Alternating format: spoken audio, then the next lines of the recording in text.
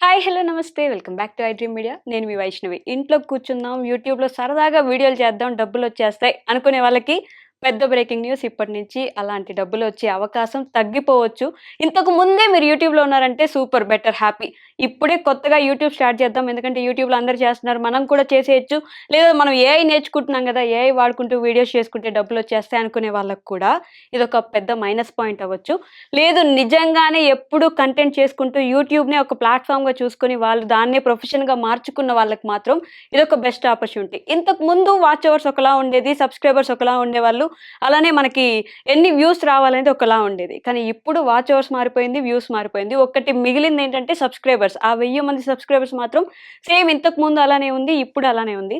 కానీ కొత్త రూల్స్ ఏమైతే వచ్చాయో ఇప్పుడు 8000 వాచింగ్ అవర్స్ కావాలంట. ఇంతకుముందు 4000 వాచింగ్ అవర్స్ ఉంటే సరిపోయేది.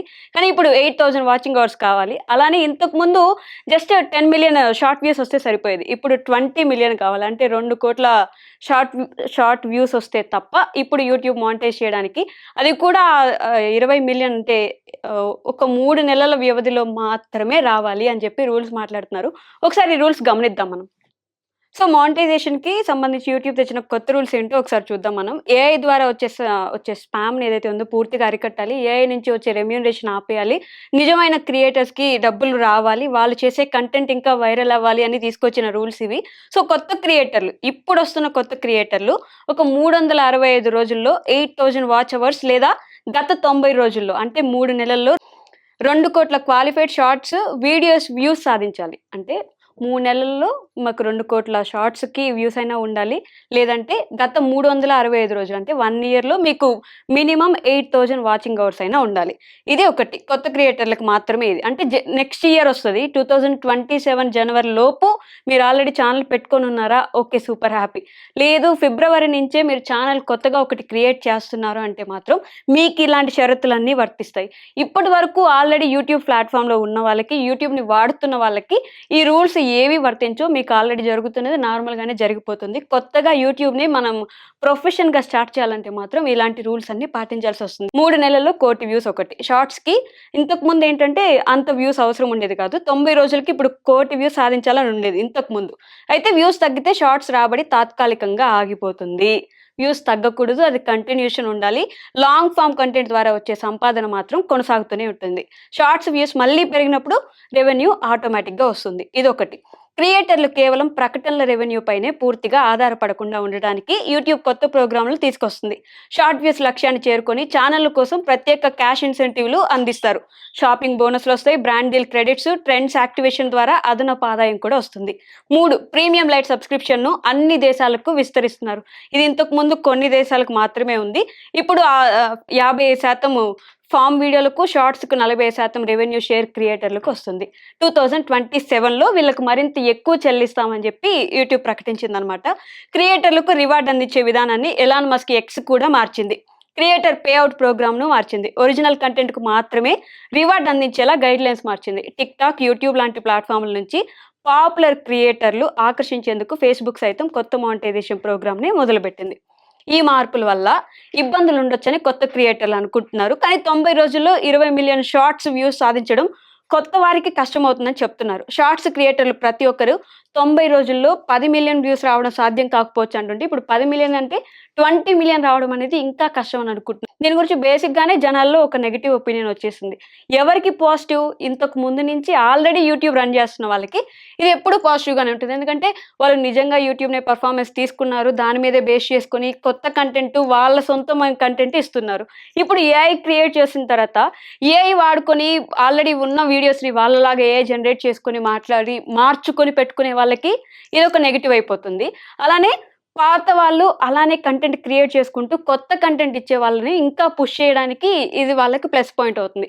బట్ కొత్తగా వచ్చే వాళ్ళకి 90 డేస్‌లో 20,000,000 అంటే 2,00,00,000 వ్యూస్ రావడం అనేది చాలా పెద్ద పాయింటే. అంత ఈజీ కాకపోవచ్చు.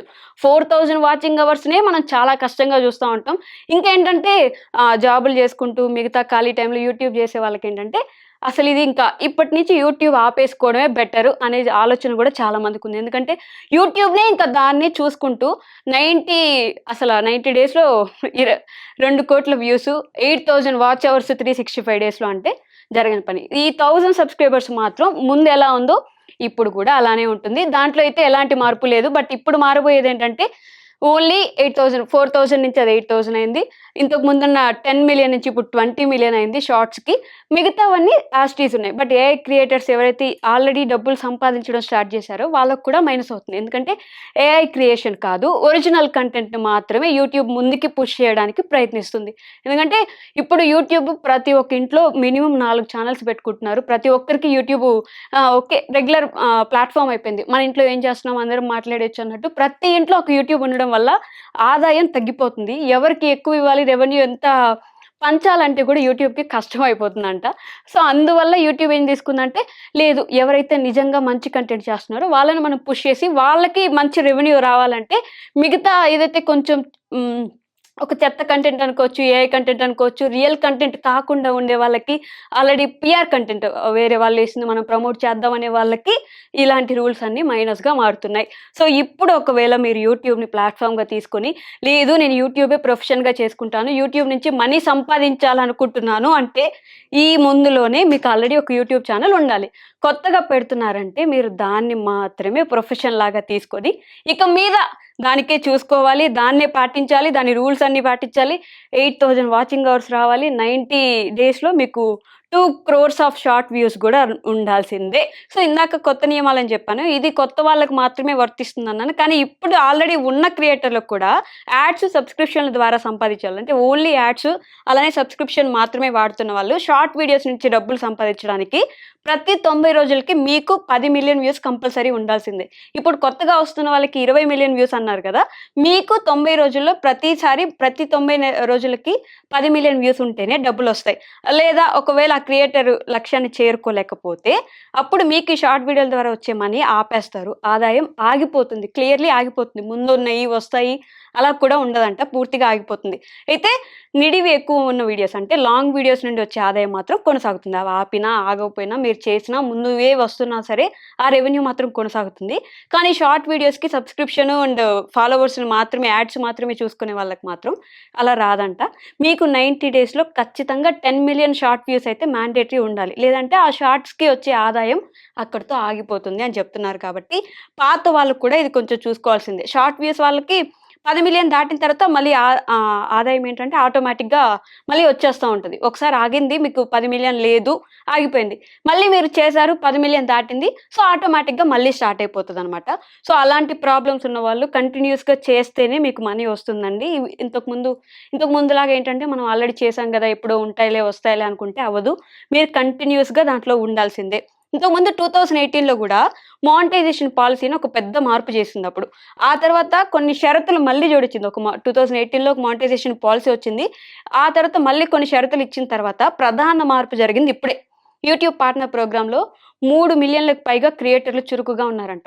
3,000,000 కంటే ఎక్కువ క్రియేటర్స్ ఉన్నారు. యూట్యూబ్‌లో ప్రతిరోజు షార్ట్స్ వీడియోలు 20 బిలియన్‌లకు పైగా చూస్తున్నారంట. అంటే ప్రతిరోజు యూట్యూబ్‌లో 20 బిలియన్‌లకు పైగా షార్ట్స్‌ని చూస్తున్నారు.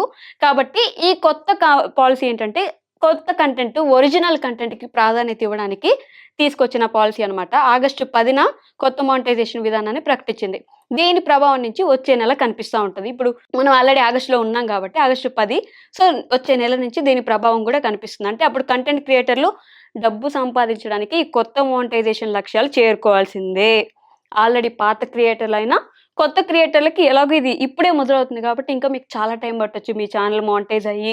లేదు అది నిజంగా ఒరిజినల్ కంటెంట్ ఎళ్తుంది అంటే ఇంకా సూపర్ హ్యాపీ. లేదు అంటే మాత్రం చాలా కష్టపడాల్సొస్తది. ప్రతి ఒక్కరు కంటెంట్ క్రియేటర్ అయిపోయారు కాబట్టి యూట్యూబ్‌లో డబ్బులొచ్చేస్తాయి అని అనుకుంటున్న వాళ్ళకి ఇదంతా చాలా పెద్ద మైనస్‌గా మారబోతుంది.